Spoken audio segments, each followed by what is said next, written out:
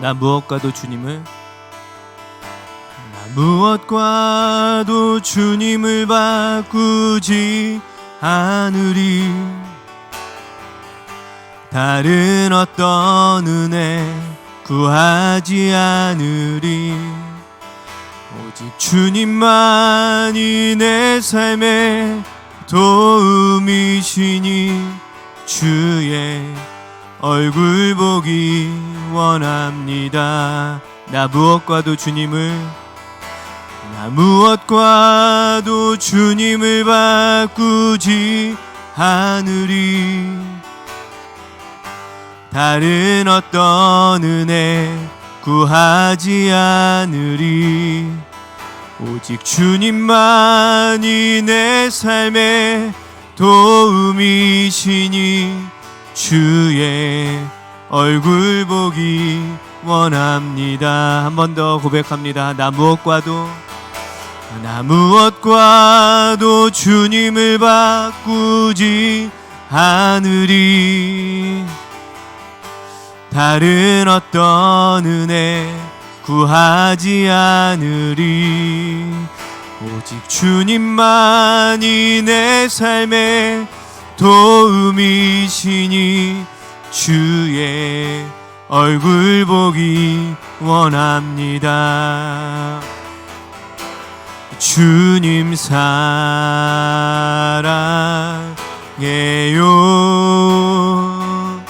온 맘과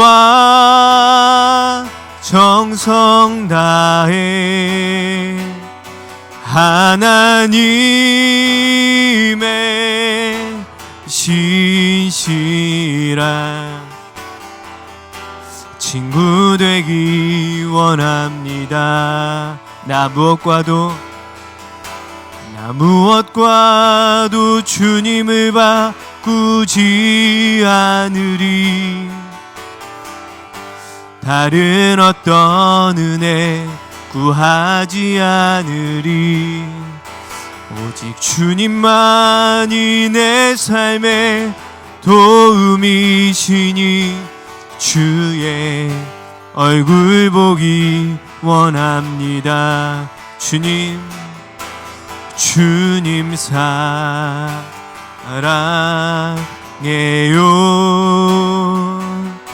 온 맘과 정성 다해 하나님의 신실한 친구 되기 원합니다. 주님 사랑해요. 온 맘과 정성 다해 하나님의 신실한 친구 되기 원합니다. 주님 사랑해요.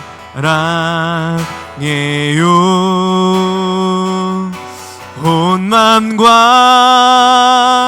정성 다해 하나님의 신실한 친구 되기 원합니다.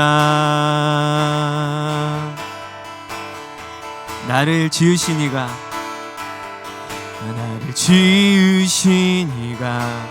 하나님, 나를 부르신 이가 하나님, 나를 보내신 이도 하나님, 나의 나 된 것은 다 하나님 은혜라. 나의 달려갈 길 다 가도록 나의 마지막 호흡 다 하도록 나로 그 십자가 품게 하시니 나의 나 된 것은 다 하나님 은혜라. 한량없는 은혜, 갚을 길 없는 은혜, 내 삶을 애워싸는 하나님의 은혜. 나 주저함 없이 그 땅을 밟음도 나를 붙드시는 하나님의 은혜.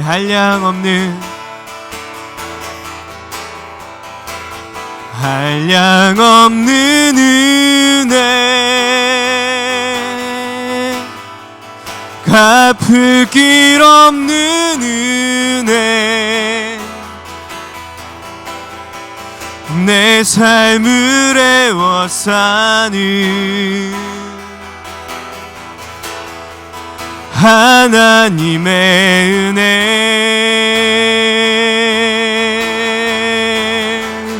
나 주저함 없이 그 땅을 밟음도 나를 붙드시는 하나님의 은혜. 한량없는 은혜, 갚을 길 없는 은혜, 내 삶을 애워싸는 하나님의 은혜. 나 주저함 없이 그 땅을 밟음도 나를 붙드시는 하나님의 은혜. 아멘. 함께 기도합니다. 하나님, 오늘도 그 은혜 가운데 우리가 나아갑니다. 은혜로 예배하게 하시고 은혜로 주님 말씀 듣기를 원합니다. 우리 심령을 성령의 능력으로 채우시고 우리가 온전히 예배할 수 있는 이 시간이 될 수 있도록 함께 기도하겠습니다. 기도합니다. 하나님, 그 은혜로 나아갑니다. 주님 붙잡아 주시고 그 은혜 가운데 가게 하여 주시옵소서.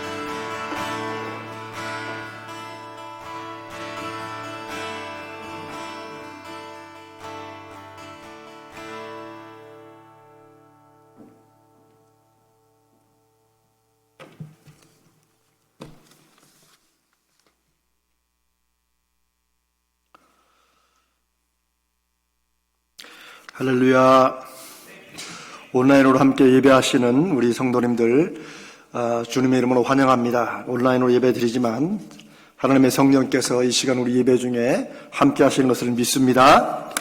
이제 우리 사도신경으로 신앙 고백하심으로 우리 주일 예배를 하나님 앞에 드리겠습니다. 나는 전능하신 아버지 하나님 천지의 창조주를 믿습니다. 나는 그의 유일하신 아들 우리 주 예수 그리스도를 믿습니다.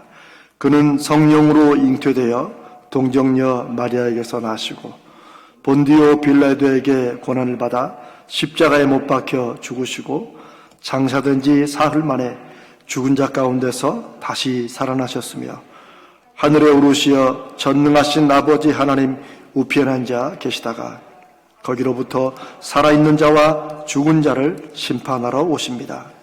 나는 성령을 믿으며 거룩한 공교회와 성도의 교제와 죄를 용서받는 것과 몸의 부활과 영생을 믿습니다.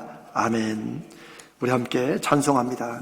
인내하신 구세주여. 우리가 코로나19 사태로 인해서 우리가 온라인으로 예배를 드리면서 계속 279장을 함께 부릅니다. 우리 성도님들은 그 뜻을 알고 계실 것입니다. 우리가 하나님 앞에 우리의 한 주간의 삶을 또 돌아보면서 사실 예배를 드리면서 우리가 하나님 앞에 죄를 고백하고 나가는 것은 굉장히 필요합니다. 그런 점에서 우리가 인내하신 구세주여 내가 빕니다. 죄인 오라 하실 때 저를 불러주시옵소서. 우리 279장 찬송하겠습니다.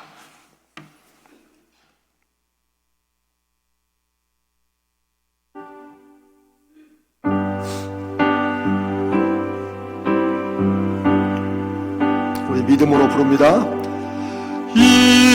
인내하신 구세주여 내가 비오니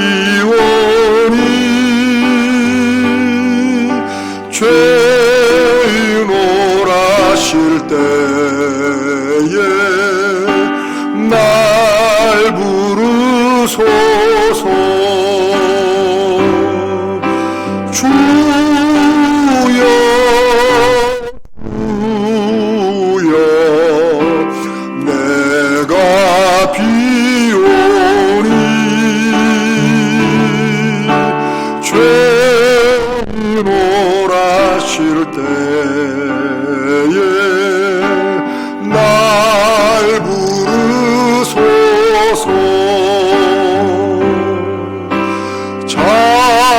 자비하신 보좌 앞에 꿇어 엎드려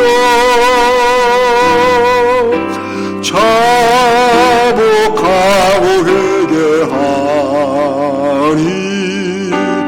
믿음 주소서.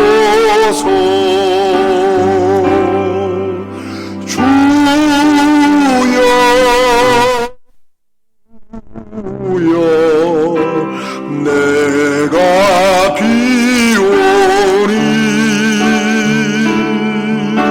죄를 하실 때에 날 부르소서. 주의 공로 의지하여 주께 가오니 상한 마음을 고치시고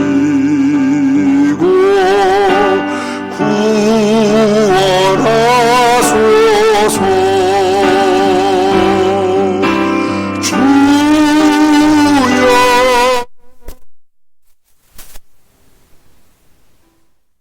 내가 비오니 죄인 오라 하실 때에 날 부르소서.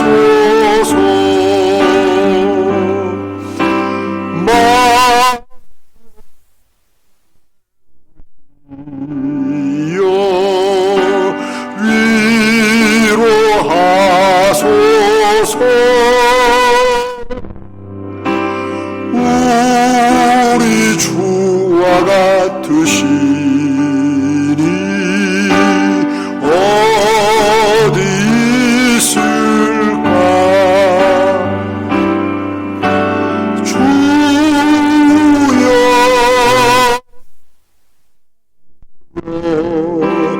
내가 비오니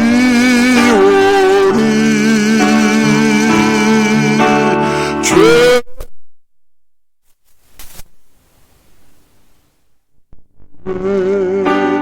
나 우리 1절 한번 더 합니다. 인내하신 구세주 내가 비오니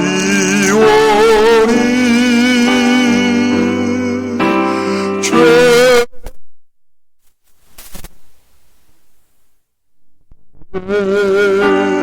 나 주여 주여 내가 비오니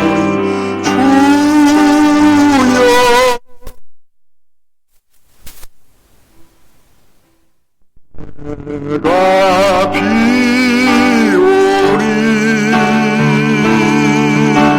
죄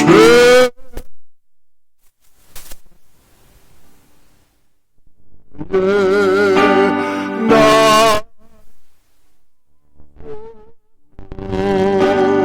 주여 주여 내가 비오니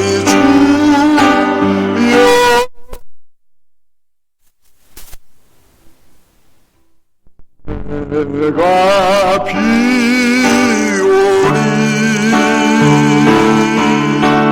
죄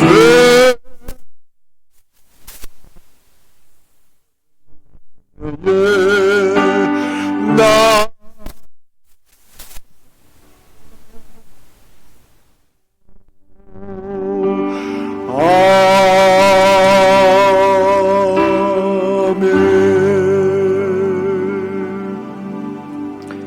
우리 함께 기도하겠습니다.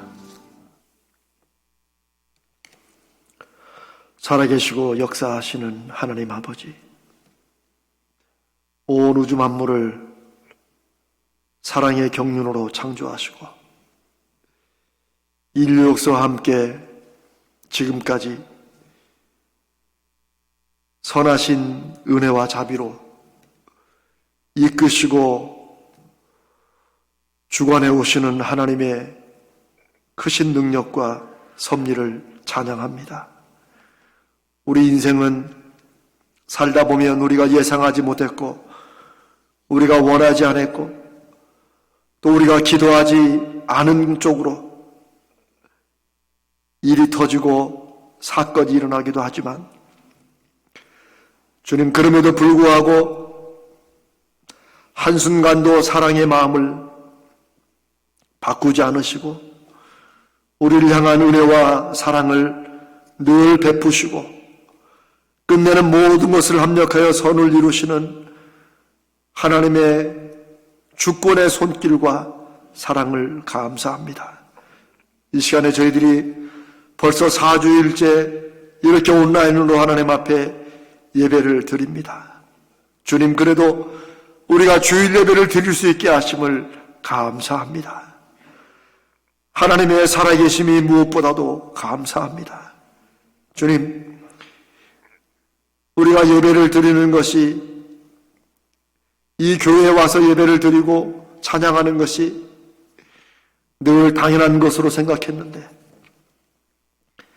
이 코로나19로 인하여서 우리 인생에 당연한 것은 아무것도 없고 그 모든 것이 하나님이 베푸시고 하나님이 부어주시고 하나님이 공급해 주시는 은혜임을 저희들이 깨닫습니다.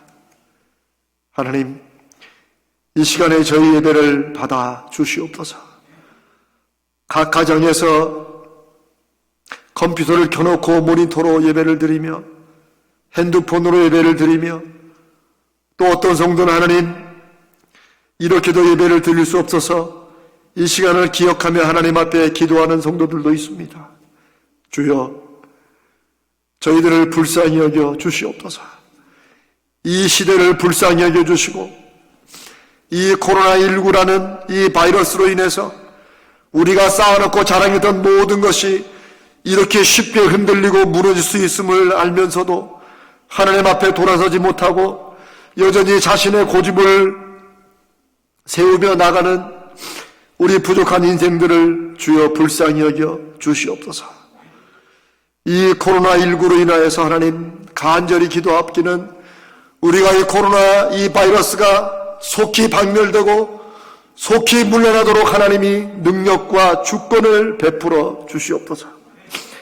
주님, 이 코로나19를 우리가 사태를 해결해가며 하나님의 은혜를 구하며 기도하는 중에 이 시간 하나님 앞에 간절히 기도하옵기는 하나님, 교회는 어리석지 않도록 인도하여 주시옵소서. 하나님, 교회들은 하나님이 주시는 비둘기 같은 순결함과 동시에 뱀 같은 지혜로움을 갖게 하시고, 하나님, 이때 하나님의 선하시고 온전하시고 기뻐하시는 뜻이 무엇인지 분별할 수 있도록 우리 교회들과 믿는 사람들에게 어리석지 않고 지혜롭도록 인도하여 주시옵소서. 하나님, 또한 정부와 정치인들은 이 시대를 악용하지 않도록, 악하지 않도록 주님, 저들을 바르게 붙잡아 주시옵소서. 이들을 자신들의 정치적인 욕심을 채우기 위해서, 이 기회에 무언가를 무너뜨리고 자기들의 이득대로 하기 위해서 악한 생각을 품지 않도록 하나님 막아 주시옵소서. 무엇보다 주님, 이 나라와 백성들을 위해서 기도합니다.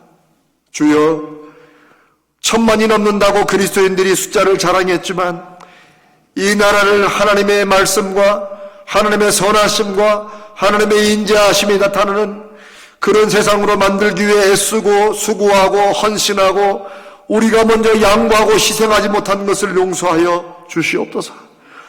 우리도 이 세상이 전부인 것처럼 이 세상에서 싸우려고 하고 이 세상에서 높이 올라가려고 하고 이 세상을 잡으려고 했던 우리의 모든 연약하고 어리석은 기도들을 주의 용서하여 주시옵소서. 주님, 이 코로나19로 인하여서 이 전과 이후가 많이 달라질 것이라고 저희들은 예상하고 또 그렇게 조심하고 있습니다. 주님, 그러나 간절히 기도하옵기는 이 코로나19로 인하여서 주님, 우리 교회들은 교회의 본질을 회복하게 해주시옵시고 우리 믿는 사람들은 살아계신 하나님을 새롭게 붙잡고 나아가는 믿음의 본질을 회복하게 하시고 거룩한 신앙을 회복하게 하여 주시옵소서.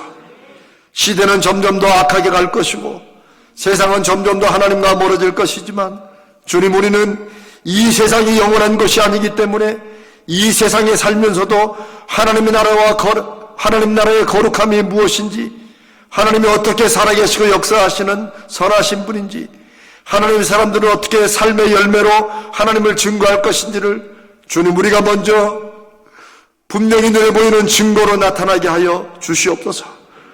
우리가 먹든지 마시든지 무엇을 하든지 하나님 되심을 우리의 삶의 열매로 증거하게 하여 주시옵소서.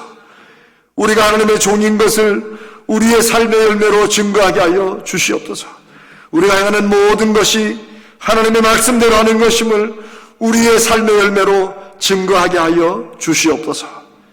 이 시간 하나님, 부족한 종이 하나님 말씀을 준비하여 선포하겠사오니 성령께서 친히 인도하여 주시옵소서. 그저 한 주에 한 번씩 예배드릴 때마다 오고 가는 설교가 되지 않게 하시고 하나님께서 말씀을 전하는 자나 말씀을 듣는 자가 함께 살아야 말씀하시는 성령의 음성을 듣는 시간 되도록 역사하여 주시옵소서. 우리 가자제일교회와 우리 교회에 속한 온 가족들 한 사람 한 사람, 어린 심령에서부터 태중에 있는 자녀에서부터 노년에 이르기까지 한 사람 한 사람 주의 은혜 가운데 붙드시고 은혜로 이끌어 주시옵소서. 한국교회를 붙들어 주시며 기도하는 모든 세계의 교회들과 한마음 된 하나님의 거룩한 성도들을, 저들의 기도를 들으시고 응답하여 주시옵소서. 주님, 이 시간에도 세계 곳곳에 흩어져 하나님 말씀을 증거하는 선교사들과 그들의 가정들을 주님 붙드시고 세워 주시옵소서. 우리가 일일이 구하지 못한 많은 것들이 있사오나 하나님의 선하신 손길과 합력하여 선을 이루신 능력의 손길에 맡기오니 주여, 우리 인생들의 뜻과 계획대로 하지 마시고 하나님의 선하시고 은혜로운 뜻대로 친히 인도하여 주시옵소서. 우리 주님 거룩하신 예수님의 이름으로 간절히 기도드리옵나이다. 아멘. 아멘.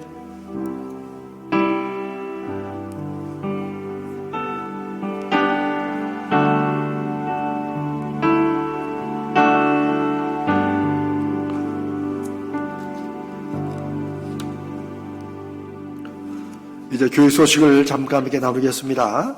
온라인 예배 드리시는 성도님들도 핸드폰 우리 교회에 보내드리는 걸 보면 주보가 이렇게 한 면씩 보도록 되어 있습니다.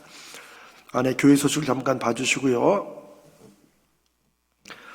이번 주까지 4주째 지금 우리가 온라인으로 예배를 드리는데 아마 각 정부에서나 지자체에서도 2주 동안 앞으로 2주 동안 조금 더 뭐 교회 예배만이 아니고 여러 모임들을 좀 자제해 주시라는 그런 부탁이 있는 것을 여러분들이 아마 보셨을 겁니다. 하여튼 저희도 계속 기도하면서 우리가 다음 주에도 금요일 토요일쯤에 연락을 드리겠지만 정말 기도하기는 하나님 3월 29일까지 이 일을 다 정리해 주시고 하나님이 역사하셔서 이제 코로나 바이러스가 이렇게 잡혀가는 증거를 보여주시고 이로 인해서 하나님 정말 세상이 너무 공포로 빠지지 않도록 사람들이 스스로 창조한 공포에 의해서 자기를 스스로 어려움을 겪는 이런 일이 없도록 하나님 은혜를 베풀어 주시옵소서. 그리고 이 방역을 위해서 애쓰고 수고하는 모든 의료진들과 방역 당국들을 위해서도 우리가 함께 기도해야 될 줄로 믿습니다. 그러면서 우리 자신들은 개인 위생을 철저히 하고 우리가 개인적으로 지켜야 할 일들은 또 지켜가는 그런 성숙한 저와 여러분 되시기를 바랍니다. 여러분, 교회는 우리가 교회로 함께 모일 수 없어 여전히 하나님의 교회인 것을 믿습니다. 그런 점에서 늘 말씀드리지만 우리 금요일마다 또 우리 교육자들과 함께 우리 기적의 중보기도를 계속 진행해 나갑니다. 물론 여러분들이 참여하시지는 못하시더라도 기도 요청서를 요즘 같은 때는 뭐 문자로도 보낼 수 있으니까 문자로라도 보내주시면 감사하겠습니다. 제가 특별히 이번 주에는 여러분 지금 제가 가지고 있는 게 뭔 줄 아십니까? 이 작은 거 보이나? 화면으로 당겨서 볼 수 있나요? 오케이, 우리 시스템이 얼마나 좋은지 봅시다. 한번 당겨보세요. 안 당겨져? 끝? 네. 이게 여러분들이 내시는 중보기도 요청서인데 오케이. 네네네. 자, 화면에 잘 보이시죠, 여러분들도? 글씨 읽으면 안 되고. 자, 이거는 중보기도 요청이 아니고 응답받은 것을 성도님이 내신 겁니다. 그런데 제가 2월 21일, 그러니까 우리가 코로나 사태에 대해서 코로나 사태로 이렇게 금요일 날 기도 모임을 갖지 않을 때부터 21일부터 매주마다 우리가 하나님 그래도 매주마다 하나님 기도 응답을 주시옵소서라고 우리 기도해 오고 있는데 매주 정말 하나님께서 어쨌거나 한 번도 빠지지 않고 매주마다 기도 응답이 이렇게 올라와 있습니다. 특별히 어제 그제 3월 20일은 4분이나 기도했던 것이 응답된다고 이렇게 와 있습니다. 제가 이걸 특별히 보여드리는 이유를 아실 겁니다. 우리의 기도는 어떤 상황에서 쉬지 않습니다. 하나님께서는 이런 기도 응답을 통해서 낙심하지 말아라. 내가 계속 듣고 있다. 라고 하는 그런 사인을 또 주신다고 믿습니다. 우리가 여러분 계속해서 금요일 날 기중기 모임에 오시지 못할지라도 함께 기도해 주시고 또 여러분들 기도 제목을 같이 내어서 서로 중보하며 기도하는 내 제목만 놓고 기도하는 게 아니고 내가 누군가를 위해서 기도하는 이것이 오히려 교회를 더 기도의 단단한 공동체로 세워주리라 믿습니다. 그래서 여러분께 기도 제목을 내시고 함께 중보하며 기도하자는 것입니다. 꼭 그렇게 이해하시고 특별히 순장님들 그렇게 애쓰신다고 믿습니다만은 더 그렇게 기도 제목들을 성도님들께 확인해서 내주시기를 부탁을 드립니다. 정오기도 하는 거 여러분 잊지 마시고요. 지난주에도 제가 말씀을 드렸더니 조금 더 많이 늘었다고 합니다. 우리가 카카오톡 채널을 추가하도록 보냈는데 뭐 이게 좀 복잡할지 모르지만 그냥 보내면 그거 눌러가지고 카카오라는 것에 제가 이걸 뭐 광고하는 건 아닙니다. 거기에 채널이 있습니다. 거기 들어가면 우리가 어떤 그 기도 제목이나 뭐 이런 것들을 이렇게 영상 같은 거 올릴 수 있고 우리 문자로 보내는 건 그게 안 됩니다. 그래서 그런 것을 지금 이 기회에 준비하고 있으니까 아직도 가입 안 된 분은 지금 한 240명? 240명 정도 됐다고 하는데 조금 더 하면 한 300여 분 정도 할 수 있도록 여러분이 참여를 다 해주시길 바랍니다. 원로 목사님에서 계속 기도해 주시고요. 하여튼 지금은 오히려 우리가 잠잠하게 하나님의 뜻을 분별하며 기도해야 할 때라고 믿습니다. 절대 낙심하지 마시고 하나님께서 주시는 손길과 역사를 늘 구해나가는 저와 여러분 되시기를 주님의 이름으로 축복합니다. 하나님 말씀 읽겠습니다. 여러분 앉으셔도 됩니다. 하나님 말씀은 신약성경 마태복음 15장 1절로 9절입니다.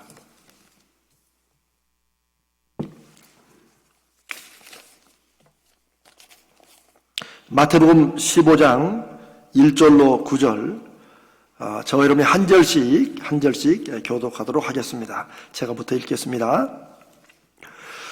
그때 바리새인과 서기관들이 예루살렘으로부터 예수께 나와 이르되 당신의 제자들이 어찌하여 장로들의 전통을 범하나이까? 떡 먹을 때 손을 씻지 아니하나이다. 대답하여 이르시되 너희는 어찌하여 너희의 전통으로 하나님의 계명을 범하느냐? 하나님이 이르셨으되 내 부모를 공경하라 하시고 또 아버지나 어머니를 비방하는 자는 반드시 죽임을 당하리라 하셨거늘 너희는 이르되 누구든지 아버지에게나 어머니에게 말하기를 내가 드려 유익하게 할 것이 하나님께 드림이 되었다고 하기만 하면 그 부모를 공경할 것이 없다 하여 너희의 전통으로 하나님의 말씀을 폐하는도다. 외식하는 자들아, 이사야가 너희에 관하여 잘 예언하였도다. 일렀으되 이 백성이 입술로는 나를 공경하되 마음은 내게서 멀도다. 함께 읽습니다. 사람의 계명으로 교훈을 삼아 가르치니 나를 헛되이 경배하는도다 하였느라 하시고 아멘.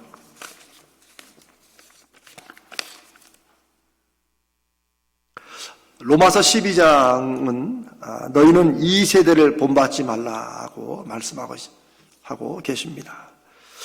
어쩌면 교회는, 성도들은 결국은 세상에 일정 기간은 살아갈 수밖에 없기 때문에 우리가 세상에서 소금과 빛의 역할을 감당하고 하나님의 자녀가 되기 위해서 우리가 해야 될 것 중에 가장 중요한 한 가지는 바로 세상을 본받지 않는 것입니다. 우리가 세상에 살고 있지 않다면 굳이 그렇게 말씀할 필요가 없겠죠. 우리가 예수 믿는 다음에 바로 하나님께서 우리를 천국으로, 정말 천국으로 인도하시고 이 세상에 더 이상 살지 않는다면 그런 말씀을 하시지 않았겠죠. 그러나 그래도 일정 기간 동안 하나님께서는 우리로 하여금 이 세상에서, 세상이 힘들고 악해서 우리를 하나님의 자녀로 구원해 주셨는데 이 세상에서 여전히 살게 하신다는 거죠.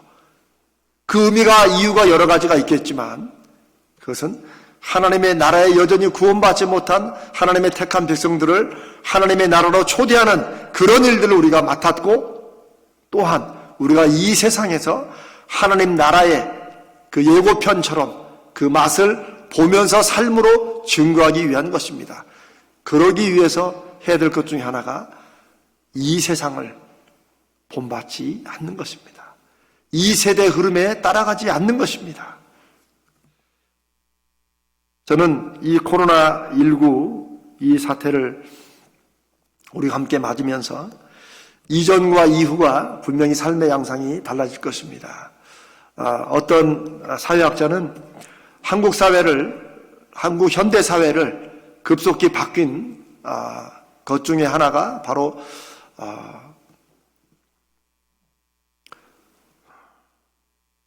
IMF 사태라고 그렇게 얘기를 합니다. 확실히 IMF 사태는 우리 한국 사회에 단지 경제적인 것만이 아니고 그로 사회적인 것 모든 것들을 한편으로 파괴하고 그리고 뒤바꿔 놓았습니다. 그때로부터 우리가 소위 직장에 들어가면 평생 직장을 산다. 그래서 우리는 이 직장을 정말 집처럼, 가족처럼 최선을 다한다. 이런 식 개념이 그때로부터 무너졌죠. 그리고 우리가 지금 잘 아는 대로 40대만 되어도 직장인들은 벌써 명퇴를 준비하고 또 다른 곳으로 이제 그만두고 옮겨갈 생각들을 합니다. 더 이상 회사와 직장들이 거기에 속한 사원들과 자기의 직장인들을 책임지지 않는 그런 식의 경제 흐름으로 뒤바뀌어지게 된 게 바로 IMF 사태 이후로입니다. 그런데 지금 어떤 사회학자는 그것만큼 물론 2008년도에도 금융위기가 있었지만은 그거보다 오히려 이 코로나 사태가 메르스도 있었고 사스도 있었지만은 오히려 이 코로나 사태가 어떻게 보면 이전과 이후에 한국 사회의 모든 관계들과 한국 사회의 흐름들을 바꾸지 않을까 하는 그런 예견을 하기도 합니다. 저는 이 코로나19가 진행되는 과정을 보면서 저는 오히려 이 기회가 우리 한국교회와 저를 포함한 우리 하나님의 사람들, 믿음의 사람들이 정말 하나님 앞에 다시 하나님이 말씀하시는 말씀에 근거한 믿음을 회복해야 될 때다. 믿음을 새롭게 해야 될 때다. 라는 그런 나름의 확신을 가지고 저 자신부터 그리고 저와 여러분부터 우리 가자제일교회부터 다른 사람들은 안 할지라도 우리부터 하나님 앞에 믿음을 회복하고 그러기 위해서 회개하자. 그래서 이런 점을 우리가 회개하자. 이렇게 신앙생활 했던 걸 회개하자 하는 그런 면에서 계속 이제 오늘 네 번째 회개합시다라는 그런 큰 주제로 오늘은 율법에서 은혜로라는 그런 제목으로 여러분과 말씀을 나눕니다. 벌써 20여 년이 훨씬 넘은 사건입니다. 미국에서 한 6살짜리 남자아이가 같은 반 여자아이에게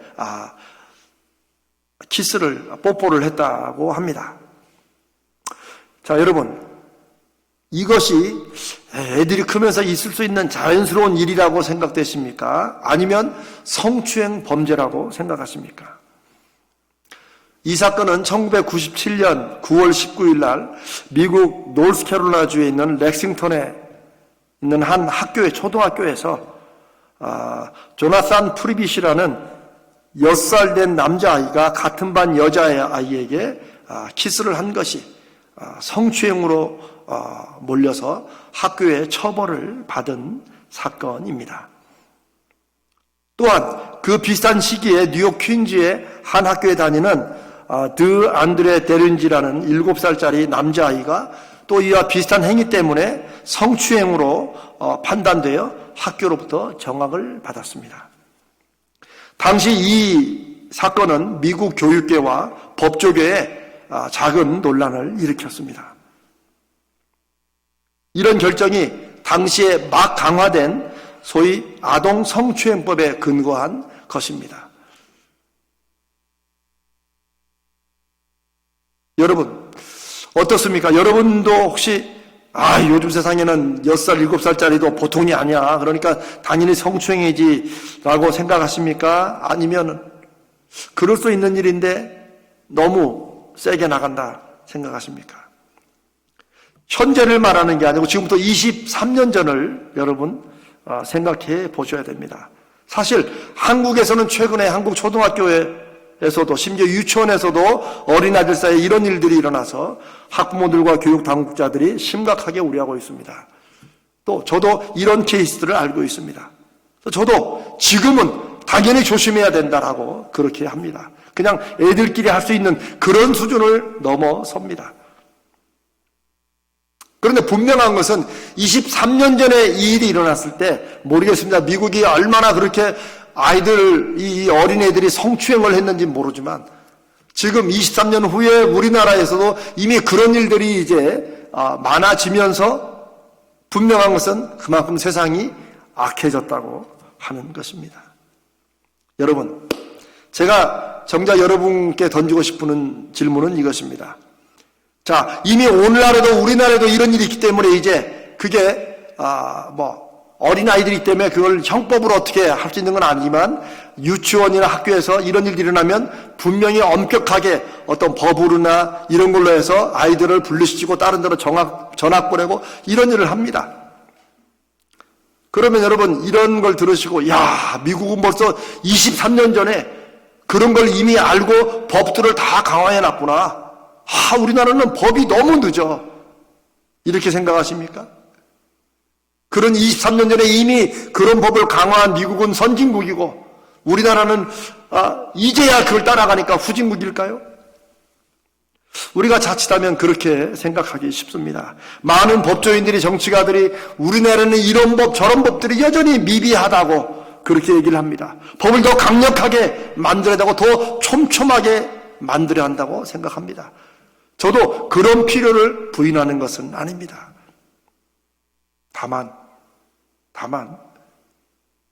우리가 이제 그리스도인으로서, 우리가 교회로서 이 사회에 우리가 어떤 영향력을 줘야 되느냐를 생각해 본다면 우리도 그저 정부나 법조인이나 세상이 하는 대로 법을 더 강화하고 법을 더 세게 강력하게 처벌하면 세상이 그래도 질서가 좀 잡히고 나아질 것이라고 생각하는 그런 흐름에 우리도 동조해야 되느냐 하는 것입니다.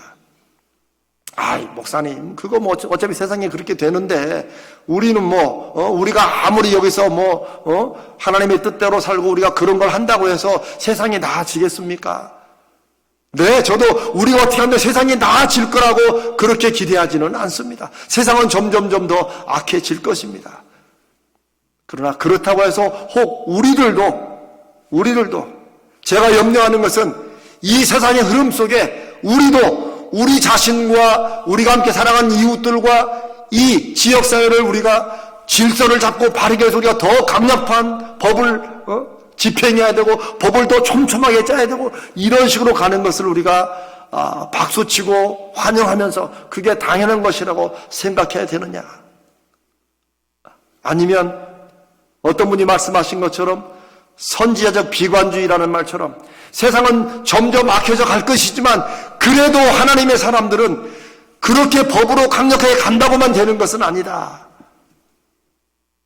라고 주장을 하고 목소리를 높이면서 그래도 사람들 가운데 양심을 회복시키고 뭔가 사람이 사람으로서의 존엄성을 가지고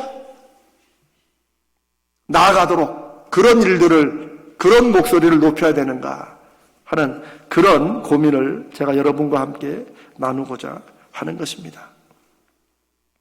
현대사회의 문명과 경제가 발달하면 그에 따라서 사람들의 도덕적 수준이나 준법 정신도 함께 발달하고 성숙해집니까? 아닙니다. 한국 사회가 그것을 증거하고 있지 않습니까? 그 반대입니다.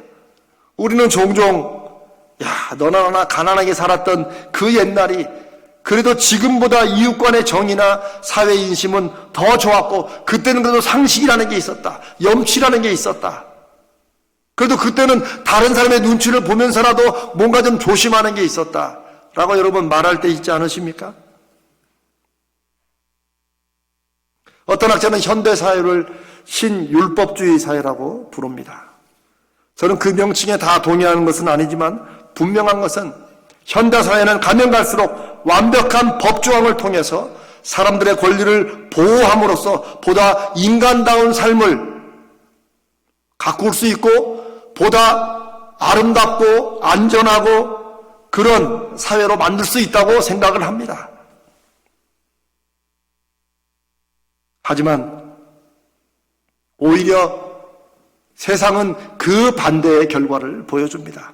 법을 더 강력히 만들고 법을 더 촘촘하게 만들면 사람들이 그 법을 안 어기려고 그 법 때문에 손해를 안 보려고 조심하면서 그래도 뭔가 좀 사는 세상이 그래도 예전보다는 더 좋아지고 이렇게 갈 것 같지만 오히려 들려오는 소식들은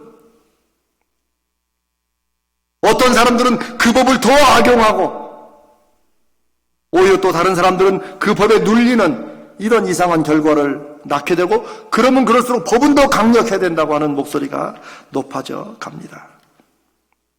그러나 교회는 하나님의 사람들은 근본적으로 사람의 양심과 사람의 존엄성에 초점을 두고 하나님이 그걸 통해서 역사하시는 것을 믿고 우리 자신도 그것에 근거해 살아야 되고 또 우리 사는 이웃들도 그렇게 회복해야 된다고 그런 목소리를 내야 되고 또 가져야 되는 그런 존재들이요 또 그런 유일한 기관이라고 저는 믿습니다.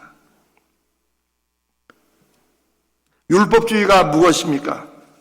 그것은 간단히 말하면 사람이 사회 속에서 어떤 목적을 이루기 위해서는 가능한 한 자세하고 세밀하고 철저하게 법으로 만들어야 된다고 확신하는 그런 사상입니다.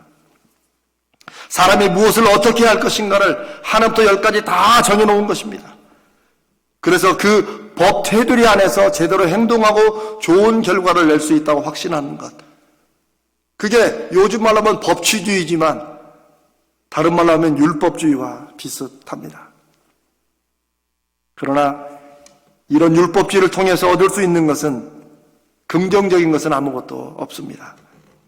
왜냐하면 이러한 율법주의는 결국 법 자체를 목적으로 하기 때문에 그 법의 목적인 인간의 존엄성을 오히려 파괴하고 악용하도록 만들기 때문입니다. 사람이 아무리 완벽한 법조항을 만들어도 어떤 일이 일어납니까? 그 법을 피해갈 수 있는 길을 연구하는 사람들이 또 나오게 됩니다. 누가요? 바로 그 법을 연구하는 사람들이 그렇습니다. 이 모든 일의 근본적인 원인은 사람의 악한 본성과 그로부터 나오는 각종 욕심과 이기심 때문입니다. 이런 설교를 하는 이재명 목사도 여전히 악한 본성을 가지고 있고 거기에서 나오는 욕심과 이기심이 있습니다. 하나님은 사도 바울의 입술을 통해서 그게 바로 우리가 벗어버려야 될 옛사람이라고 말합니다. 우리는 예수 그리스도의 선언으로 새로운 피조물이 되었지만 우리 안에는 여전히 악한 본성이 있음을 우리가 인정하고 이것이 내 삶을 주도하지 못하도록 늘 성령을 의지하고 나가야 되는 것입니다. 그런데 오늘 한국 교회들은 예수 믿고 구원받았다고 하면 이제는 자기가 천사가 된 것처럼, 심지어 어떤 이단들은 예수 믿으면 더 이상 죄를 짓지 않는다고 말합니다. 왜요? 이제는 성령이 우리 안에 계시기 때문에, 그 이단이 하는 얘기입니다. 소위 구원파가는 얘기예요. 그 이후로 우리가 짓는 죄는 우리가 짓는 게 아니고 우리 속에 있는 악한 마귀가 짓는 것이다. 그러니까 우리는 죄를 짓는 게 아니다. 이런 말도 안 되는 것을 성경을 근거한답시고 이거 주장하고, 또 많은 교회들이 그거 비슷하게 믿어요. 마치 회개할 필요가 그렇게 없는 것처럼.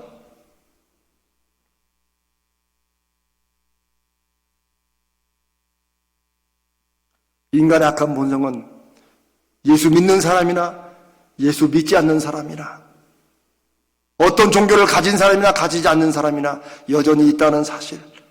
그리고 이 인간의 이 악한 본성을 대체 무엇으로 조절하고 무엇으로 붙잡고 여기서 그나마 어떻게 우리가 서로 배려하고 양보하고 그래도 서로를 아껴주고 세워가는 이런 사회로 만들 것인가에 대한 그 어떻게 할 것인가의 차이가 저는 바로 교회와 세상의 차이라고 믿습니다. 세상은 강력한 법과 처벌로 나갑니다. 하지만 여러분 아시지 않습니까? 아무리 법을 촘촘하고 강력하게 만들고 또 만들어도 어떤 사람들은 법을 어겨서 손에 안 보려고 그 법을 잘 지키는 쪽으로 가는 사람들이 있는가 하면, 그럴수록 어떤 사람들은 그 법에 걸리지 않으면서 법을 안 지키는 이런 방법들을 연구해 나가고 그것으로 이득을 얻으려고 하는 사람들이 분명히 있다는 것입니다. 오늘 우리가 읽은 마태복음 15장의 이 본문의 바리새인들이 바로 후자 사람들입니다. 이들은 법을 만들고 법을 지켜가고 규칙을 정하는 사람들입니다. 그런데 이들은 그걸 통해서 자기들의 이득을 얻어가는 사람들입니다. 당시의 권력자요, 가진 자요, 지도층인 이 바리새인들의 가장 큰 문제는 바로 위선이었습니다. 위선. 겉보기에는 선한 척하고 착한 거 하지만 속에는 악을 행하는 것이죠. 악을 이 달콤한 것으로 감싸가지고 선이라고 하는 그런 것을 위선이라고 하죠. 15장 2절을 보면 바리새인들이 예수님께 항의를 하고 불평을 터뜨립니다. 그 내용이 뭡니까? 예수님의 제자들과 함께 식사를 하러 왔는데 식사를 하기 전에 손을 씻지 않는다는 거예요. 근데 여러분, 여기서 손을 씻지 않는다는 것은 요즘 코로나19처럼 손 씻기만 하는 그런 위생 상태를 문제 삼는 것이 아닙니다. 여기서 손을 씻는 것은 손이 더러워서 씻는 게 아닙니다. 이것은 하나의 전통으로 손을 씻는 것입니다. 이게 하나의 예법입니다. 예식입니다. 그러니까 씻는 척이라도 해야 됩니다. 여러분 영화에 보시면 그럴 때 있죠. 이렇게 손 물로 이렇게 약간 하는 거. 그렇게 해야 된다는 거예요. 바리새인들은 예수님의 제자들이 소위 장로들의 유전, 오랜 동안 유대교에서 내놓은 그런 전통을 지키지 않는다고, 즉 음식을 먹을 때마다 하나님을 잘 섬기는 경건한 사람의 표식은 바로 음식 먹기 전에는 손을 약간 물에 대해 담그는 이런 걸 해야 된다는 거예요. 근데 그걸 안 한다는 거예요. 신약성경을 읽어보면 이 바리새인들이 자신들의 신앙생활에 대해서 자신들이 하나님을 잘 섬기기 위해서 우리가 아는 대로 안식일을 어떻게 하면 잘 지킬 것인가에 대해서 안식일 조항을 200가지나 넘게 되는 조항으로 정해놨다는 것도 여러분 아마 들으신 적이 있을 것입니다. 그 성경에도 보면 안식일에 걷기에 적당한 거리라는 이런 표현도 있죠. 그거 왜 그렇습니까?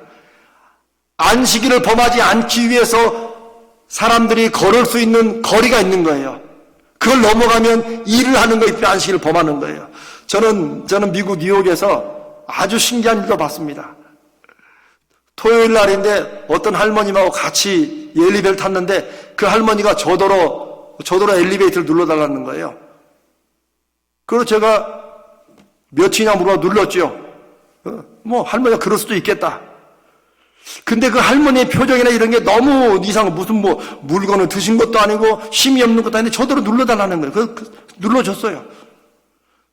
그러고 나서 이제 당시 미국에 좀 더 오래 살았던 제 아내에게 물어봤더니 그 유대인 할머니라는 거예요. 주이씨라는 거예요.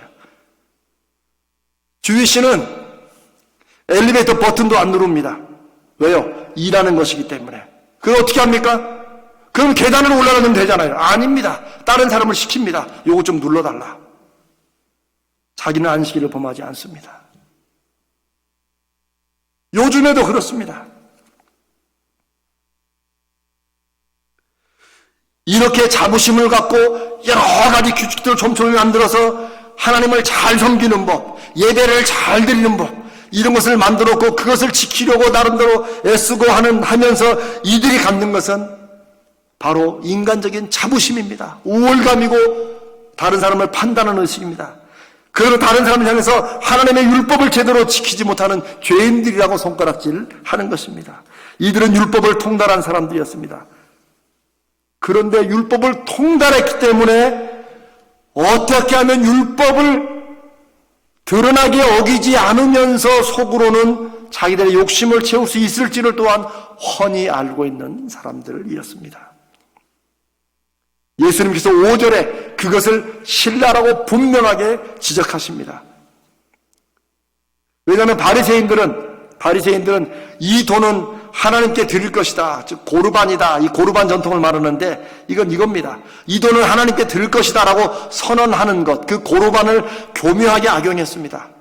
심지어 누구에게 악용했어요? 자신들의 부모들에게. 부모님들의 상황이 헐벗고 굶주려도 이들은 욕심 때문에 사람들에게 부모님을 안 섬긴다고 드러나기 싫으니까 이건 고르반입니다. 우리로 말하면 이건 하나님께 드릴 작정 헌금입니다. 이렇게 말하는 거예요. 그러니까 원래 이 고르반은 자기가 다른 일에 돈을 사용하지 않고 하나님께 드릴 것이라고 선언함으로써 주변 사람들이 그 돈을 빌려달라고 하지도 못하고, 왜냐하면 하나님께 드릴 거라는데, 그렇죠. 우리말로 하면 이건 헌금 드리려고 한 겁니다. 그런데 누가 와가지고 그래도 좀 나부터 쓰자 이런 말 하겠어요. 그거를 대저 선언하는 것이 고르반입니다. 그런데 이것을 이런 전통을 어떻게 악용합니까? 부모님에게 드려야 될, 부모님을 섬겨야 될, 부모님이 굶주리고 있는데도 부모님을 안 섬긴다고 하면 욕먹을 것 같으니까 이 돈은 고르반입니다. 설령 부모님이 와서 돈을 좀 달라, 빵을 사기 돈을 달라 해도 이건 고르반입니다. 하나님께 드릴 돈입니다. 문제는 뭐예요? 하나님께 돈을 드리면 문제가 없지만 하나님께 돈을 드리지 않는다는 것입니다. 그리고 하나님께서는 형제나 이웃의 어려움을 보고 섬기기 위해서 먼저 돈을 쓰는 것을 하나님이 헌금을 드리지 않았다고 하나님이 벌을 내리실 뿐입니까? 그렇지 않습니다. 이들은 하나님을 오해했고 오해를 넘어서 하나님을 악용하는 것입니다. 이런 식으로 바리새인들은 무슨 일에나 율법과 유전을 들먹였습니다. 왜냐하면 그 율법과 유전과 전통은 자기들이 잘 알고 있었기 때문에 어떻게 하면 남들에게는 잘 지키는 것처럼 보이지만 실제로는 빠져나가서 다른 쪽에 인간적인 욕심을 채울 수 있는지를 알고 있었기 때문입니다. 예수님은 바리새인들의 이런 행동을 악한 위선이라고 단언하셨습니다. 바리새인들은 자기들의 율법적인 전통으로 오히려 하나님의 계명을 어기고 하나님을 거스리고 어긴다고 말씀하신 것입니다. 사실 그들은 하나님을 섬기고 사랑하는 일보다도 자기들이 하나님을 잘 섬기고 사랑하기 위해서 애써 만든 법과 규칙들을 지키는 데 더 열심을 했습니다. 근데 재밌는 것이 뭔 줄 아십니까? 이들은 자기들이 그걸 지키려고 애쓴 게 아니고 그걸 만들어 놓고 다른 사람들이 그걸 지키는가 안 지키는가 살펴보는 데 더 애를 썼다는 것입니다. 이게 예수님이 지적하신 위선입니다. 자기들도 잘 지키면 그나마 나은데 보통 이런 법을 만드는 사람들이 더 법을 강력히 하자는 사람들이 보면 다른 사람의 법을 지키는가 안 지키는가에 더 초점을 두지 지들은 안 지킵니다. 저는 이 코로나19 사태가 그런 한국 사회로 돌아가지 않을까. 뭐 저같이 이름도 없고 힘도 없는 이런 목사가 그런 고민을 한다고 해서 무슨 의미가 되겠습니까마는 저는 하나님 앞에 그걸 놓고 애를 태우고 있습니다. 여러분, 변호사가 많은 사회가 뭐 좋은 사회겠습니까? 그렇지 않습니다.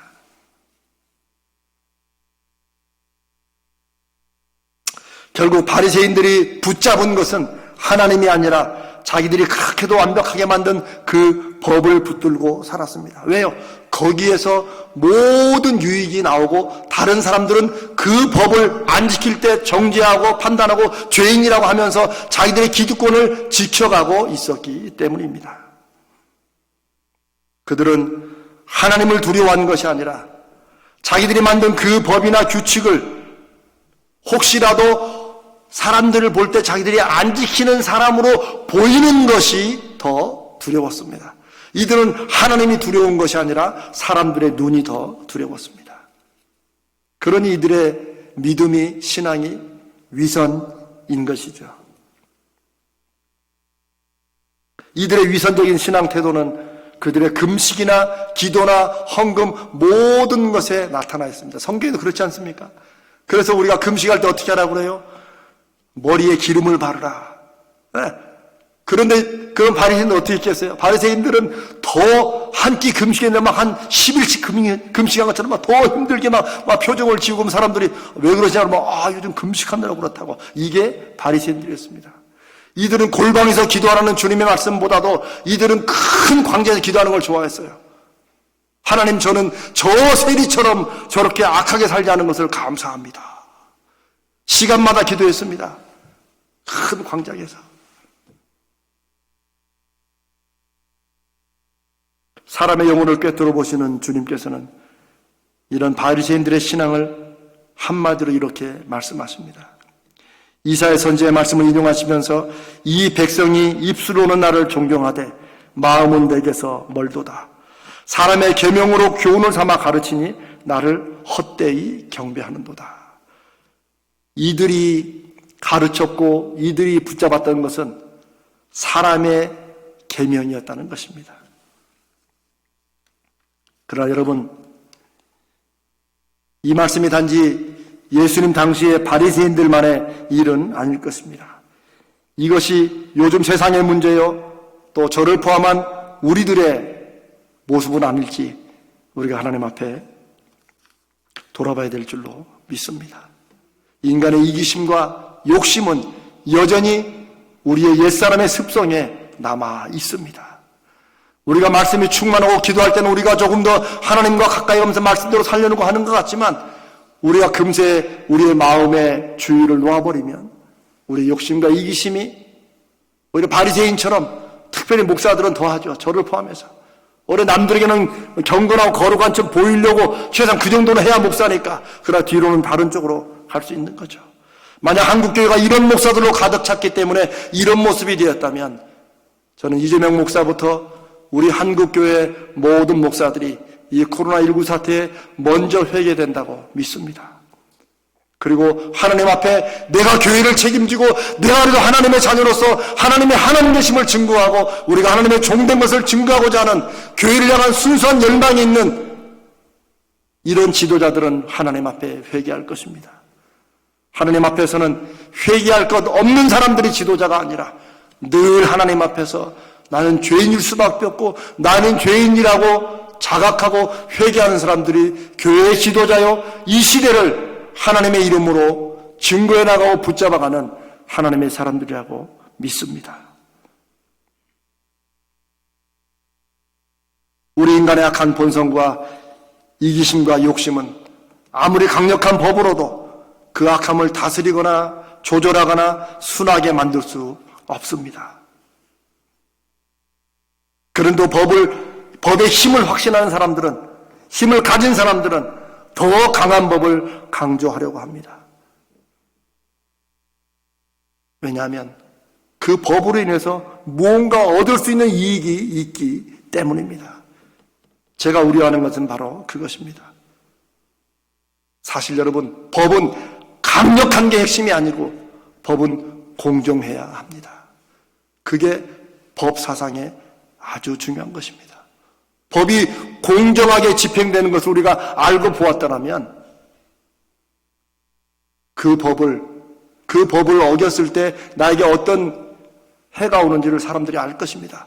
그러나 여러분, 소위 무전유죄, 유전무죄라는 말들이 그냥 우리에게 그냥 상식처럼 되는 이런 시대에 사람들이 더 강력한 법을 쓴다고 해서 그 법이 정말 제대로 집행되고 공정해야 될 거라고 누가 믿겠습니까? 제가 더 이상 그쪽으로 나가지는 않겠습니다. 하나님은 그러나 정반대 완전히 다른 해결 방법을 말씀하십니다. 어떻게 인간의 악한 본성에 의한 옛사람의 습성을 어떻게 고치고 어떻게 넘어설 것인가, 어떻게 그걸 통해서라도 그것을 제어하고 어떻게 정말 하나님이 창조하신 인간의 영혼을 가진 인간 존재의 아름다움과 선함을 끌어낼 것인가. 하나님은 그 방법에 대해서 은혜를 말씀하십니다. 세상은 법을 어길 때 처벌을 강력하게 해서 법을 지키게 하는 것이 방법이라고 주장하지만 하나님은 마음을 움직여서 자발적으로 법을 넘어서서 지키는 이런 것을 강조하십니다. 그리고 그것을 위해 하나님께서는 전혀 자격도 가치도 없는 사람들, 우리들을 오로지 은혜로 하나님의 자녀로 삼아 주신 것입니다. 왜요? 오직 은혜만이 사람들이 자신들의 악한 본성을 넘어서고 이기려는 마음속 힘을 사용할 수 있기 때문입니다. 이게 비밀입니다.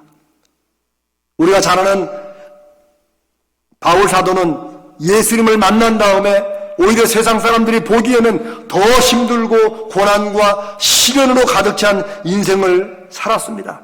심지어 사람들은 바울더러 미쳤다고 했습니다. 네가 예수 때문에 미쳤다고 했습니다. 그러나 사도 바울은 이렇게 고백합니다. 고린도후서 5장 13절 14절입니다. 우리가 만일 미쳤어도 하나님을 위한 것이요 정신이 온전하여도 너희를 위한 것이니 그리스도의 사랑이 우리를 강권하시는도다. 바울과 실라는 내가 왜 이렇게 사는 줄 아십니까? 그건 내 가슴 속에 역사하는 그리스도의 사랑 때문이라고 말을 하는 것입니다.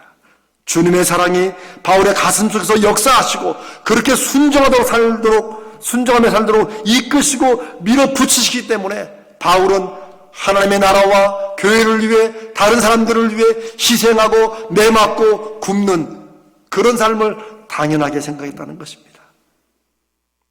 저는 이게 바로 하나님께서 사람들에게 은혜를 주심으로 그 심장과 그 가슴을 움직여서 은혜에 감사하며 살도록 하는 하나님의 방법이고, 그 하나님의 방법에 고백하는 것이 바로 이 사도 바울의 고백이라고 믿습니다. 제가 알렉산더 대왕 얘기를 하나 더 해드리겠습니다. 이 알렉산더 대왕은 이 세계 정복하면서 일어나는 여러 가지 예화들이 있는데요. 한 번은 군대 내에서 평소에도 행실이 좋지 않았던 병사가 몰래 군대를 빠져 도망가려다가 붙잡혔습니다. 군사가 도망하는 것은, 또 전투 중에 이렇게 피하는 것은 알렉산더 대왕이 절대 용서하지 않는 그런 큰 범죄라고 제가 말씀을 드렸었죠. 그런데 한두 번도 아닌 그의 악한 형식을 함께 몰래 도망가다 잡혔으니 이 병사는 당연히 사형이었습니다. 그런데 아들이 사형을 당하게 되었다는 소식을 들은 어머니가 처형날 아침 일찍이 알렉산더 대왕을 찾아왔다고 합니다. 어머니는 알렉산더 대왕에게 자기 아들에게 한 번만 은혜를 베풀어 달라고 애원했습니다. 그런데 이 알렉산더는 단호했습니다. 당신의 아들은 어떤 자비나 은혜를 받을 자격이 하나도 없다고 말했습니다. 그러자 어머니가 울면서 한 번 더 얘기합니다. 대왕이시여, 만약 자격이 있어서 받는다면 그게 어찌 은혜겠습니까? 자격이 없는 사람에게 주시는 게 정말 은혜가 아닙니까? 이 말을 들은 알렉산더 대왕은 크게 깨닫고 그 병사에게 진정한 은혜를 베풀어 주었다고 합니다. 그리고 그 후 병사는 알렉산더 대왕의 이 값없이 주는 이 은혜, 받을 자격이 없는데 용서해준 그 은혜를 갚기 위해서 목숨을 바쳐 싸우는 큰 용사가 되었다는 그런 일화가 있습니다. 여러분, 하나님이 사람을 변화시키고 그 변화시킨 사람들 통해서 세상을 그래도 서서히 바꿔가시는 방법을 은혜로 삼으시는 이유를 여러분 아실 것입니다. 사람이 그런 존재입니다. 사람이 영혼을 가졌다는 것은 바로 그런 것입니다. 더 강력하게 옥죄우면 사람들이 손이 나올까요? 아닙니다. 오히려 사람들은 품고 품어주고 용서하고 끌어주고 자격이 없는 사람에게라도 은혜를 베풀 때 사람들은 변화되는 것입니다. 우리가 잘 아는 로마서 5장 8절에 하나님께서는 우리가 아직 죄인이었을 때 우리를 위해 독생자를 주심으로 우리를 향한 하나님의 사랑이 어느 정도 큰가를 확증하셨다고 말씀하십니다. 하나님께서는 그 은혜를 자격도 없고 죄인인 우리에게 값없이 주셨습니다. 왜 값없이 주셨을까요? 그게 값이 싸서가 아니라 도저히 우리가 그것을 어떻게 살 수도, 우리에게 있는 것으로는 어떻게 구할 수도 없기 때문에 그냥 값없이 주시는 것입니다. 교회는 적어도 하나님 말씀에 근거를 둔 건강하고 거룩한 교회는, 그리고 하나님의 사람들은 그 은혜의 능력과 역사를 믿는 사람들입니다. 우리가 이 세상 속에서, 특별히 지금과 같은 이런 코로나19로 인한 혼란과 시련의 시대에 우리의 신앙이 세상의 눈치를 보고 세상에 맞추고 세상을 따라가게 된다면 우리는 점점 더 은혜가 아니라 법에 의지할수록 우리가 더 날서게 하는 것은 판단하고 비판하고 점수 매기고 다른 사람에게 책임을 뒤집어 씌우는 것일 겁니다. 제가 부끄럽게 생각하고 고백하는 것은, 제가 지난 몇 번의 설교 중에 제가 신천지를 아주 신랄하게 비판했습니다. 그 비판이 잘못된 것은 아니지만, 그러나 제가 이렇게 공개적으로 그 사람들이 마치 모든 죄가 있는 것처럼 간 것, 그리고 혹시 그걸 통해서 나는 그래도 그들보다 낫다고 하는 쪽으로 갔다면 제가 하나님 앞에 너무나도 부끄러운 것이라는 그런 생각이 이 말씀을 준비하는 중에 들었습니다. 신천지는 분명히 잘못되고 악한 이단입니다. 그러나 만약 우리 한국교회와 저와 여러분이 이 모든 코로나19 사태의 핵심을 신천지로만 돌린다면 우리는 우리 자신도 역시 비슷한 바리새인처럼 우리를 스스로 그렇게 인정하는 것이 될 것입니다. 사랑하는 여러분, 우리가 요즘에 이 코로나19 때문에 여러 가지가 불편합니다. 여러 가지가 마음에 안 들죠.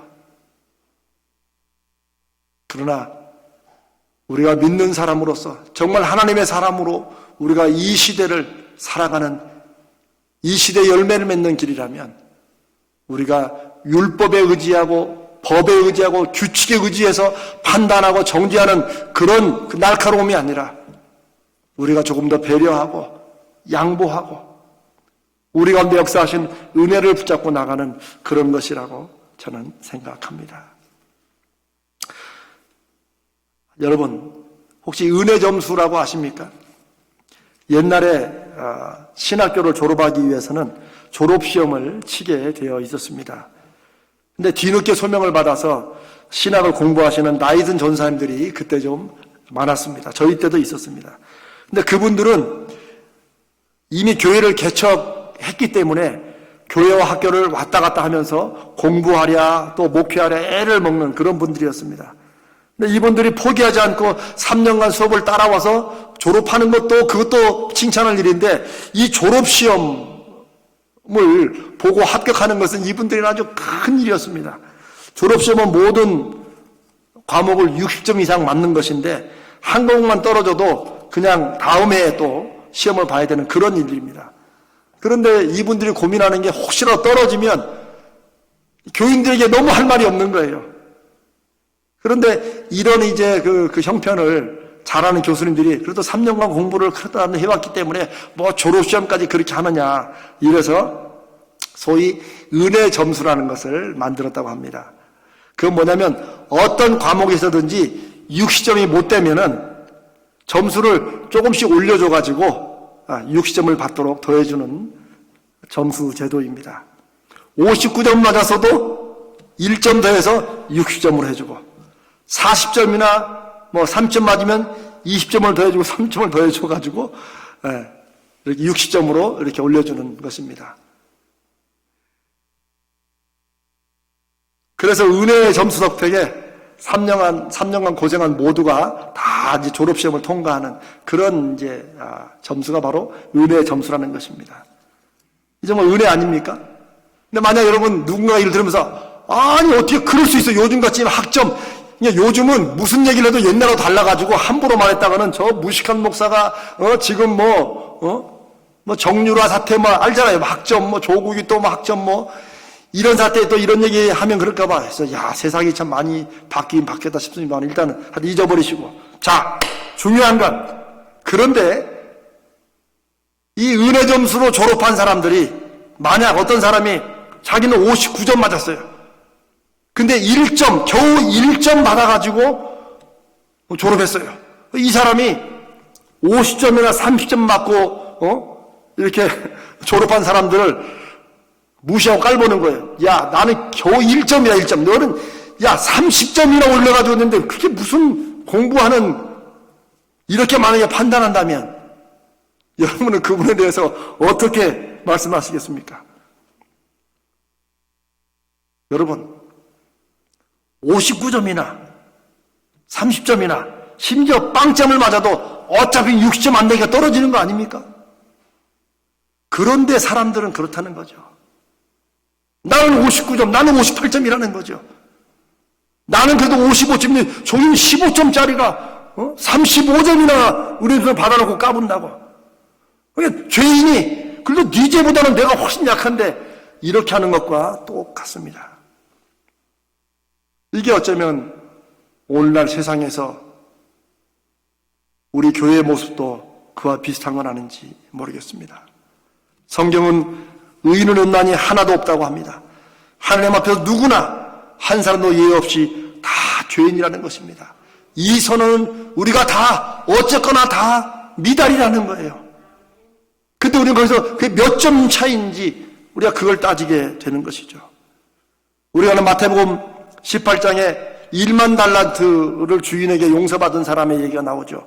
1만 달란트는 뭐 최소한으로 계산해도 한 1조 원 정도 되는 엄청난 상상을 못하는 돈입니다. 근데 이 빚을 용서받고 탕감받은 사람이 이제 집으로 돌아가다가 자기에게 100데나리온 빚을 진 사람, 100데나리온은 많이 해야 한 1,000만 원 정도.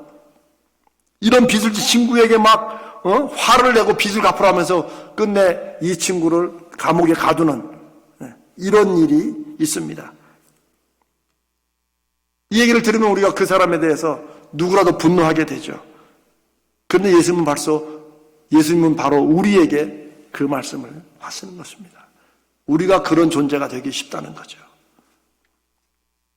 이런 모습은 우리를 율법에서 은혜로 옮겨주신, 그렇게 구원하신 하나님의 뜻을 우리가 어느샌가 잊어버리고 우리가 다시 은혜를 율법으로 마치는 죄를 범하는 것입니다. 그래 갈라디아 3장 2절 3절에 내가 너희에게서 다만 이것을 알려 하노니 너희가 성령을 받은 것이 율법의 행위로냐 혹은 듣고 믿음으로냐.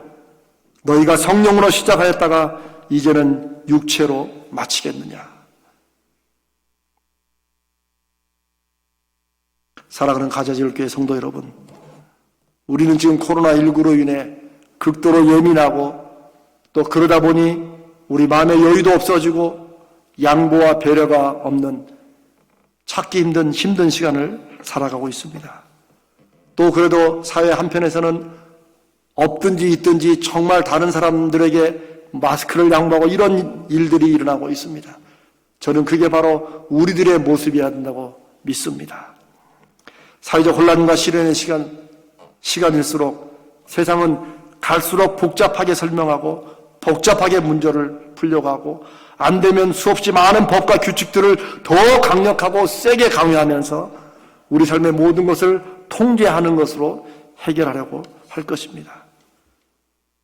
하지만 이럴 때일수록 은혜로 사는 우리 교회와 믿음의 사람들은 외부의 강요에 눌려 지키는 것이 아니라 우리가 하나님의 은혜 때문에 더 양보하고 먼저 배려하고 베풀고 희생하고 섬기는 은혜를 베풀어야 할 줄로 믿습니다.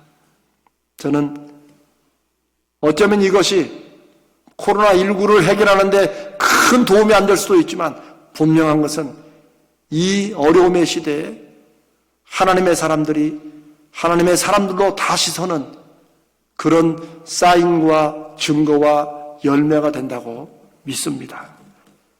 성령의 말씀하시는 것을 오늘 이 말씀을 여러분 기도하시고 묵상하시며 들으셔서 이 시대에 나는 이 혼란의 시간 속에 나는 하나님의 자녀로 무엇을 할 것인지 구체적인 작은 것 한 가지라도 구체적으로 실천할 것, 내가 양보할 것, 내가 배려할 것은 무엇인지. 그 결국 세상은 마음이 움직임으로써 그나마 살만하고 그나마 아름다워지는 것이고 그게 하나님의 뜻인 것을 이 시대에 증거하는 저와 여러분 되시기를 주님의 이름으로 축복합니다. 같이 기도하겠습니다. 살아계시고 역사하시는 하나님 아버지, 허물 많고 부족한 종이 하나님께서 주신 말씀을 나누었습니다. 증거했습니다.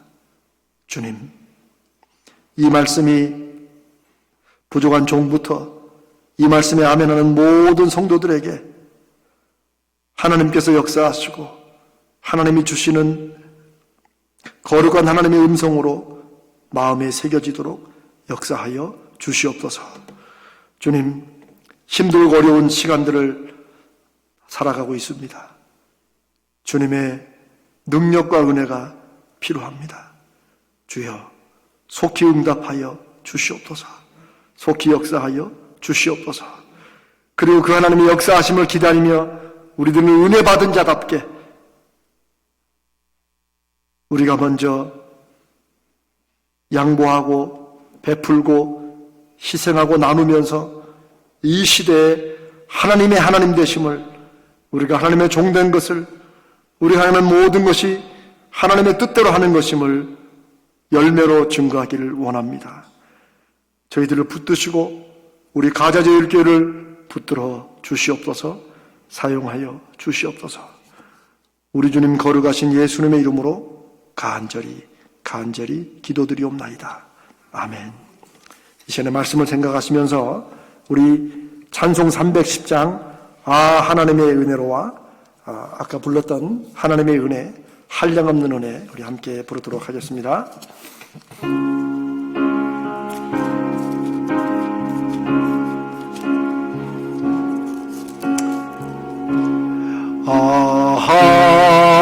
하나님의 은혜로 있을 데 없는 자 왜 구속하여 주는지 날 수 없도다. 네, 찬송을 부르시면서 우리 준비하신 헌금을 하나님 앞에 드리겠습니다. 내가 믿고 또 의지함은 내 모든 형편 잘 아는 주님 늘 돌보아 주실 것을 나는 확실히 아네.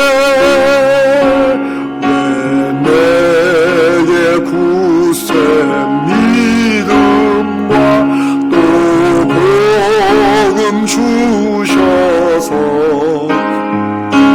내 마음이 항상 편한지 난 알 수 없도다.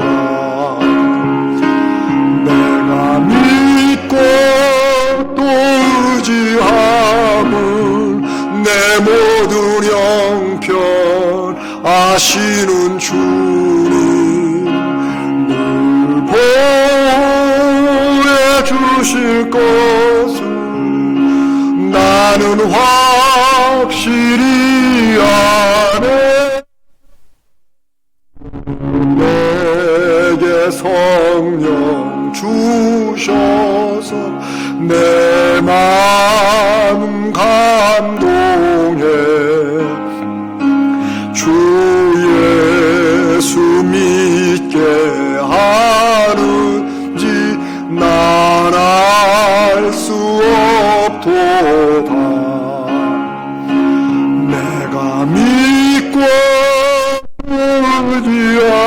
의지함은 내 모든 형편 아시는 주님 늘 보호해 주실 것을 나는 확실히 아네. 주 언제 강림하실지 혹 밤에 혹 낮에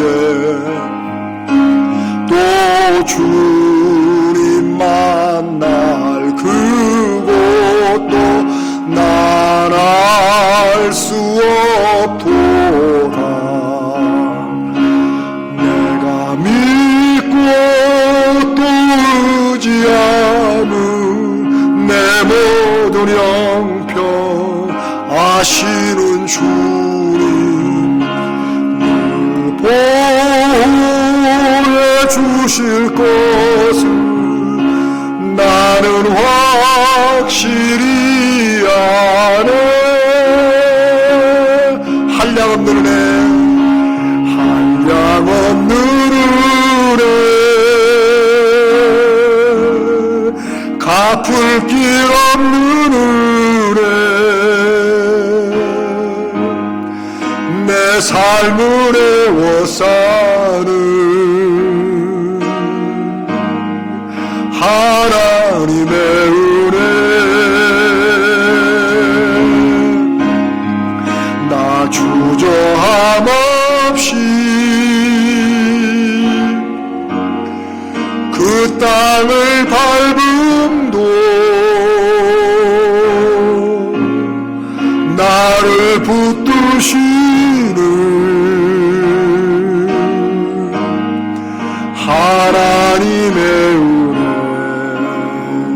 한량없는 은혜, 한량없는 은혜, 길어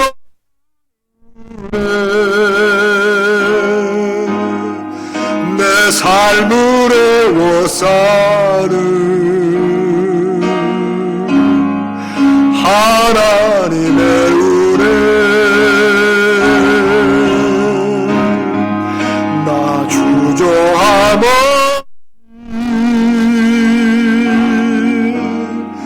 그 땅을 밟음도 나를 붙드시는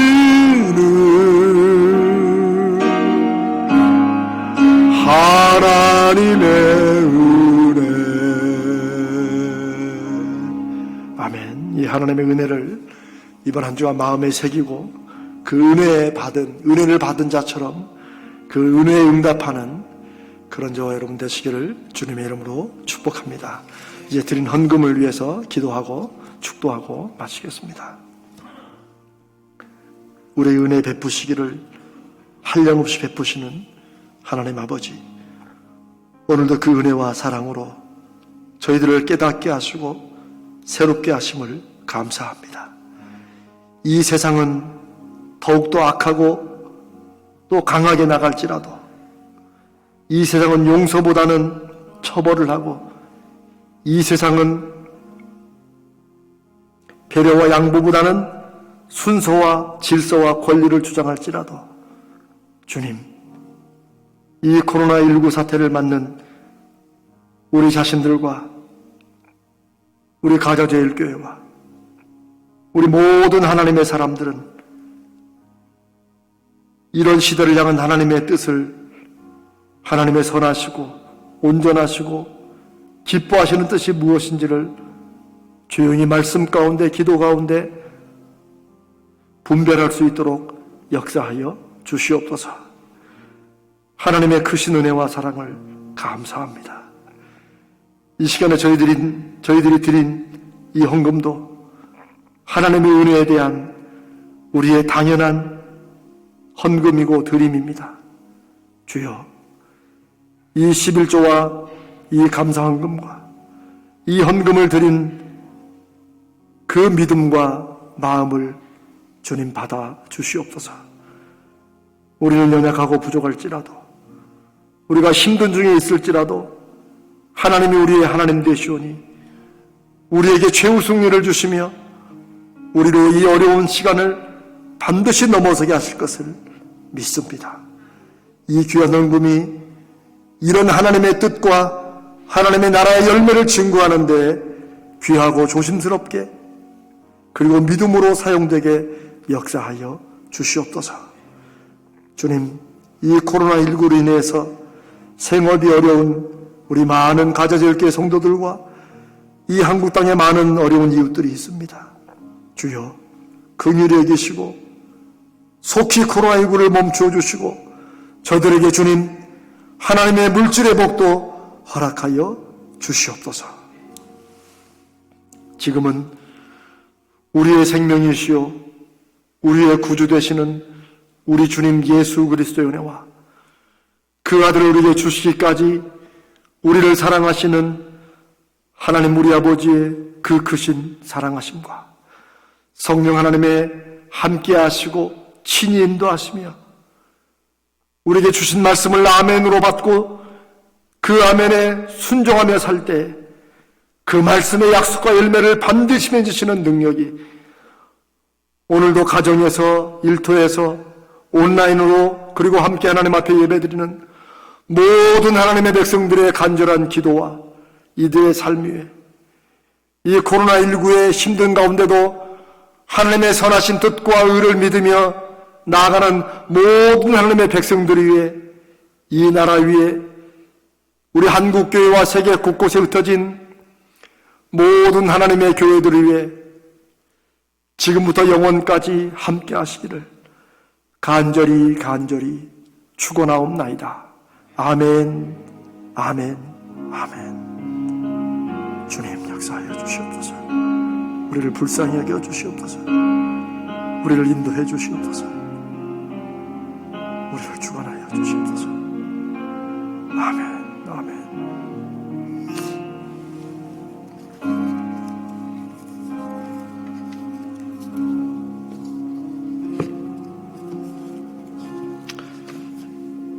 사랑하는 성도 여러분, 주일 예배를 마쳤습니다. 혹시 실시간으로 한 동영상이 잘 안 됐거든 또 우리가 바로 홈페이지에 올려놓겠습니다.